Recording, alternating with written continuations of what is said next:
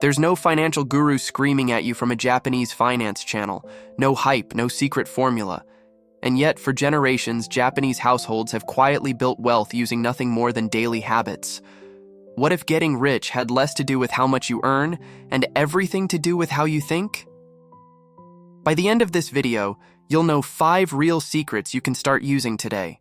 Long before budgeting apps and money podcasts, a housewife in Japan sat down in the 1930s with nothing but a notebook and a pen and invented something that would outlast every trend that came after it. She called it kakeibo, and it wasn't complicated. No spreadsheets, no formulas, just a blank page and the honesty to fill it in every single day. The idea sounds almost too simple to work. Write down every dollar that leaves your hands, the coffee, the bus fare, the forgotten subscription, but that's exactly the point. When a number only lives inside a banking app, it barely registers. When you write it down by hand, it becomes real, and reality is hard to ignore. This wasn't about restriction, it was about attention. And once you start paying that kind of attention to your money, something interesting happens to how you spend it. Kakeibo only works because of one brutally simple question, asked before the pen ever touches the page. Was this a need, or was it just a want? No app pings you with that question. No bank statement asks it either. You have to ask it yourself in the moment, before the receipt goes in your bag. Picture someone standing in line at a coffee shop, scrolling through a phone, about to add a pastry out of pure boredom. That single question, asked in that instant, is enough to make them put the pastry back and just take the coffee. Nobody sees it happen. But that pause is where real financial discipline begins. It's not about guilt, and it's not about saying no to everything you want.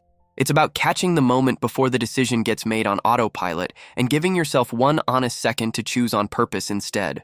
Here's a number that surprises most people the first time they hear it. Those who practice kakeibo consistently end up saving around 30% more than they did before.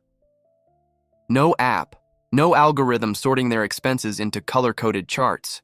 Just a notebook and a hand willing to write things down. Why does something so low-tech outperform technology built by teams of engineers? Because a screen can categorize your spending, but it can't make you feel it. Writing forces your brain to slow down and register what just happened, and that split second of awareness does more than any automated alert ever could. This is the part most people get backwards. They think saving money is about better tools. It isn't. It's about better attention. And once that awareness becomes a habit, it starts reaching into corners of your spending you never even noticed before.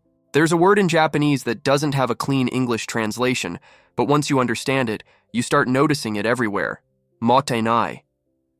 It's the feeling of regret when something valuable gets thrown away or wasted, whether that's food, time, effort, or even a relationship left to fade. It carries a weight that goes beyond simple frugality. Motenai isn't just don't waste money. It's the idea that everything, a meal, an hour, a skill you worked hard to build, has value baked into it, and discarding it without need is a kind of disrespect toward the effort it took to create. That might sound like an abstract philosophy, but it has a very concrete cousin living in your bank account right now. And once you start looking for it there, you'll wonder how you never noticed it before. Somewhere right now, a subscription is renewing that nobody remembers signing up for. A gym membership sits untouched for the 4th month in a row. A pair of shoes bought just in case still has the tag on it, tucked in the back of a closet. None of these feel like a crisis on their own. That's exactly the problem. Motenai shows up here as the discomfort of watching value slip away in small, forgettable amounts. $5 here, $20 there, none of it dramatic enough to trigger alarm. But added up over a year and the number stops being small. The waste isn't loud. It doesn't announce itself with a warning label. It just accumulates in the background while attention is pointed somewhere else entirely. And once you notice it, the next question becomes obvious. What do you do with the money you stop wasting? Cutting waste is only half the story. The other half, the part most people skip, is deciding where that freed up money actually goes. Without a destination, saved money has a strange habit of disappearing right back into the same pattern it just escaped from. Motenai isn't only about stopping a leak. It's about redirecting the flow. Canceling an unused subscription means nothing if that same $5 just gets absorbed into another impulse buy a week later. The real shift happens when that money gets a job to do, sitting in savings, going toward a debt payment, or building toward something that actually lasts. This is where the mindset flips from restriction to purpose. It stops being about what you're giving up and starts being about what you're building instead. And building something that lasts often starts with a completely different kind of discipline. Off the southern coast of Japan sits Okinawa, a small island that has puzzled researchers for decades. It has one of the highest concentrations of people living past 100 years old anywhere on the planet, and one of the habits behind it has nothing to do with diet trends or supplements. It's called Hara Hachi Bu, and the rule is almost absurdly simple. Stop eating once you're about 80% full. Not stuffed, not satisfied to the last bite, just close enough to full that your body has what it needs and nothing extra weighing it down. At first glance, this looks like nutrition advice and nothing more. But there's a second layer hiding underneath it, one that has almost nothing to do with food and everything to do with money. Here's the translation. Before buying something, ask if your need is already 80% satisfied. Not 0%, not desperately empty, just close enough that the purchase isn't solving a real problem anymore. It's just chasing the last 20% for the sake of it. Think about a phone that works perfectly fine, a jacket that still keeps you warm, a car that still starts every morning. The itch to upgrade rarely comes from actual need. It comes from that final stretch, the part past 80%, where wanting more has quietly replaced needing more. That one question, asked honestly, interrupts a reflex most people never even realize they're running on. And when that reflex gets switched off, something changes in how the rest of life gets lived too, not just how money gets spent. Picture a life with no dramatic budget cuts, no extreme frugality, no white-knuckling through every purchase decision. Just steady, unremarkable choices day after day, made by someone who stopped chasing that last 20% a long time ago. There's no highlight reel moment here.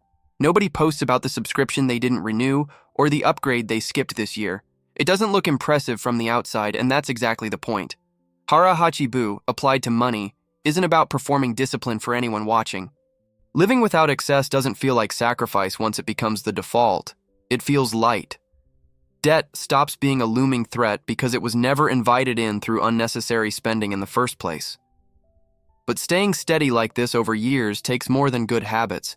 It takes a framework for actually getting better at something. Every craft in Japan, from martial arts to pottery to calligraphy, gets passed down through the same three-stage framework, one that has quietly shaped how an entire culture approaches mastery. It's called Shuha-ri, and the first stage is the one almost everyone wants to skip. Shu means to obey. It means following the rules and techniques of those who came before you, exactly as taught, without shortcuts and without the temptation to make it your own too early. A beginner potter doesn't invent a new technique on day one. A student of finance doesn't need a personal investment philosophy before understanding the basics either. This stage feels unglamorous, even boring at times. But skipping it is exactly how people end up repeating the same financial mistakes for years, mistaking impatience for confidence and confidence for actual understanding. Once the fundamentals are second nature, the second stage arrives almost on its own. Ha means to break, or more precisely, to adapt. This is where someone stops copying the rules exactly and starts bending them to fit their own life, their own risk tolerance, their own goals. Then comes Rai, the final stage, transcendence. This is where a person stops following anyone else's system entirely and builds one shaped by their own experience, mistakes included. Not rebellion for its own sake, but earned independence. Applied to money, this looks like starting with proven, unoriginal advice, the boring stuff nobody argues with, then slowly adjusting it as real experience accumulates, until eventually a personal financial approach emerges that actually fits the life it's meant to support. Mastery was never about avoiding rules. It was about earning the right to leave them behind. As the year comes to a close across Japan, something happens in almost every home and workplace that has nothing to do with parties or countdowns. It's called osoji, the Great Cleaning, and it's taken seriously enough that entire offices pause operations to do it properly. Every closet gets emptied, every drawer gets sorted. Papers that piled up for months finally get thrown away or filed. On the surface, it looks like nothing more than an intense version of spring cleaning, dust and clutter cleared out before the new year begins. But anyone who's actually done it knows it doesn't stop at the physical mess. Clearing a space that's been ignored for months does something to the mind at the same time, and that part is where the real value of osoji actually lives. The clutter that matters most was never sitting in the closet. It's the guilt over a purchase made 2 years ago and never fully let go of. It's resentment toward a financial mistake that keeps replaying on a loop. It's the vague, unprocessed weight of, I should be further along by now. Osoji applied to a mind works the same way it works on a closet. Nothing new fits into a space that's still packed with old things. Old shame about debt, old comparisons to someone else's paycheck, old excuses rehearsed so many times they've started to feel true. Clearing that space isn't a one-time event any more than cleaning a house is. But making room, deliberately and honestly, is what allows something new, a habit, an opportunity, a different relationship with money, to actually walk in. None of these 5 ideas were ever about chasing money aggressively. Not the notebook, not the 80% rule, not the yearly ritual of clearing everything out.